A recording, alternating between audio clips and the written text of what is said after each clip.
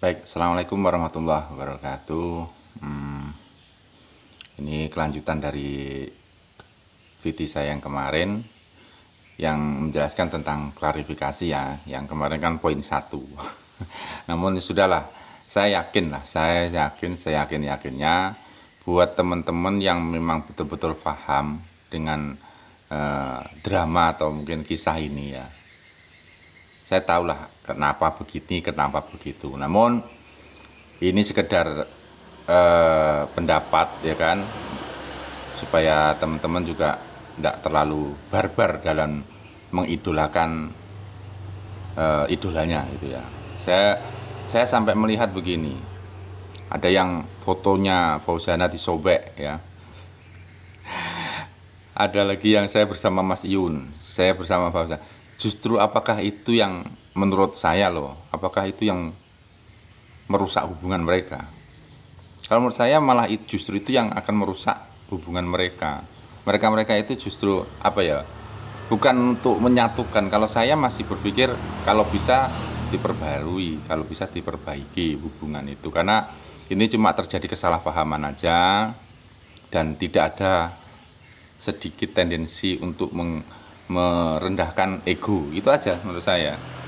Kan dari awal saya sudah bilang, sebelum Mas Iyun klarifikasi ya, sebelum Fauzana klarifikasi, kan saya sudah bilang bahwasanya ini adalah bermula dari pertemuan mereka yang di Jakarta, kan begitu, saya sudah bilang begitu. Dan benar kan, intinya di garis bawah ya ini ya, intinya Mas Iyun itu merasa tidak dihargai waktu ketemu di Jakarta. Tapi kalau kita flashback kembali ya kan, kita ulangi lagi, kita mundur ke belakang, apa Mas Iyun sendiri tidak merasa bahwa dia itu sudah menyakiti gitu loh, maksud saya menyakiti hati mereka.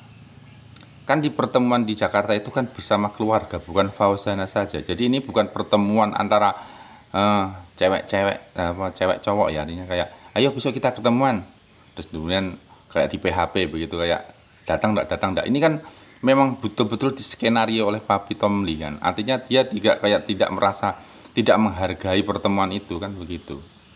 Ada orang tua juga di situ yang hadir.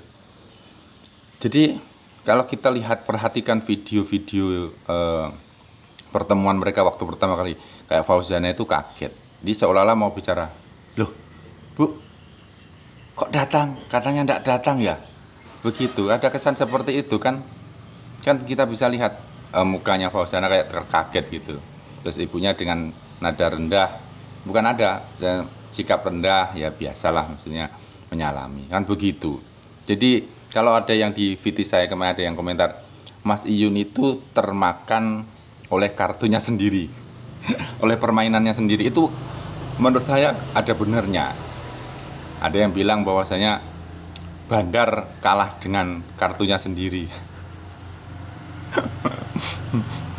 Itu juga ada benar menurut saya pribadi ya. Jadi kita tidak bisa menyalahkan sepihak, mereka dua-duanya salah. Nah, terutama ya lagi-lagi karena permainan Mas Iyun sendiri, dia terjebak oleh permainan dia sendiri.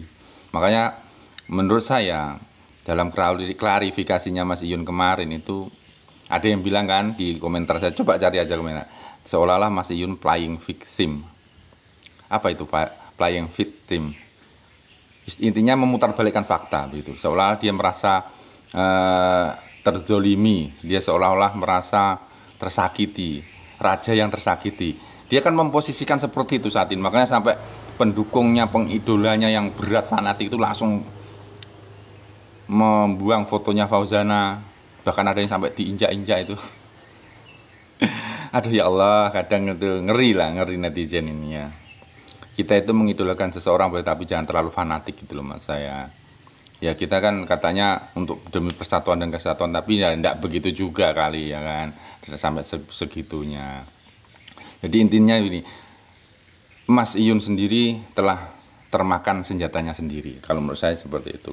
Terus kemudian untuk Fauzana juga, sebetulnya kalau menurut saya Fauzana itu sudah melakukan hal yang terbaik menurut saya. Walaupun dari pihak keluarga Fauzana itu kecewa dengan Mas Iyun. Sebenarnya sudah dikecewakan Mas kalau kita mau pahami betul.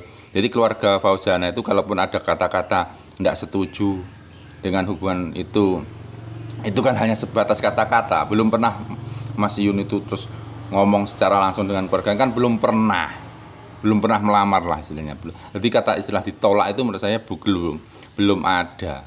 Kalaupun ada sekedar opini-opini yang menjurus kepada kekecewaan waktu di Jakarta itu.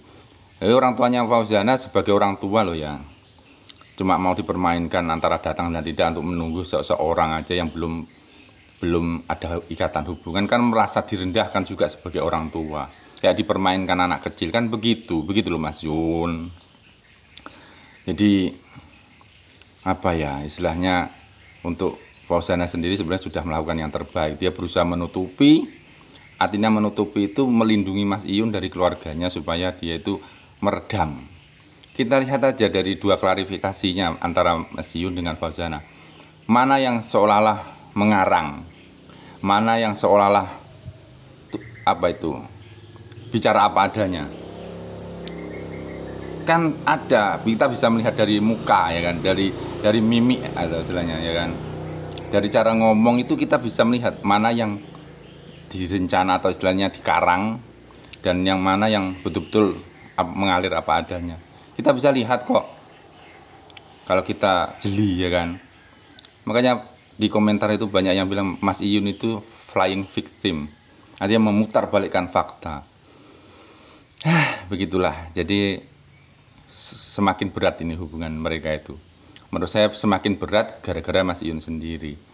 Ya sudahlah, kalau memang Mas Iyun sudah tidak suka, itu intinya begitu. Bukan ya sudah, kalau Fauzana menyakiti, Mas Iyun cari ganti yang lain. Bukan begitu. Menurut saya ya sudahlah, kalau memang Mas Iyun tidak suka sama Fauzana, ya gentle aja, ngomong baik-baik. Kita tidak jodoh, saya tidak level sama kamu, saya tidak bisa mengimbangi kamu. Begitu aja, jujur begitu. Jangan playing victim seolah-olah keluarganya Fauzana tidak setuju. Coba kalau memang keluarganya tidak setuju, mana buktinya, kata-kata mana bukti kata-kata. Kan cuma sebatas opininya Mas Iyun aja yang mungkin ketakutan atau dengan kurang pedenya atau grogi atau hanya minder dengan keluarganya Fauzana.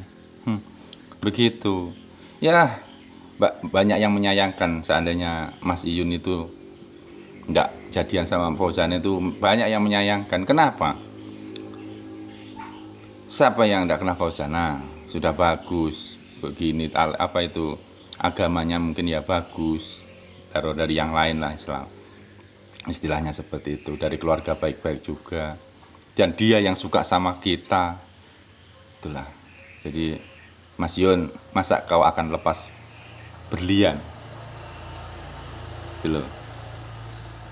Tapi silahkan, itu hak Mas Iyun untuk meninggalkan Fauzana, silahkan, tapi cara yang baik saja, jangan sampai ada pertengkaran.